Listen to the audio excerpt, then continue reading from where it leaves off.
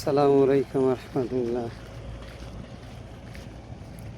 নতুন পানিতে ভলগেট ঢুকে গেছে ছোট এক নদীতে।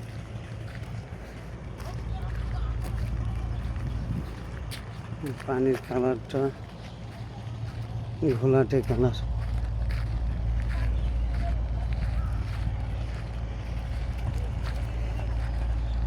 চমৎকার একটি জায়গা, পাশাপাশি ইটের ভাটা আছে। ইটের ভাটা অনেক ইট রাখা আছে।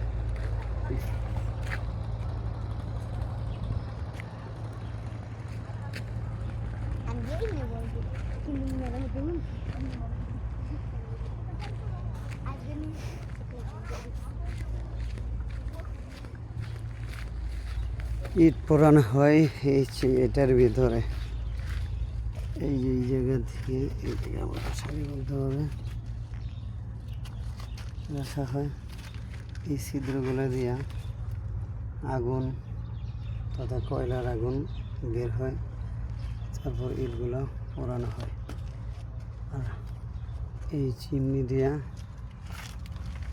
ধোঁয়া বের হয়।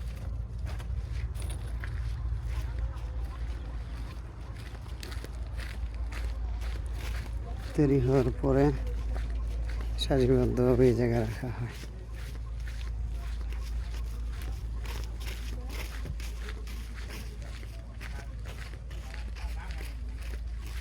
বুঝাই এদিকে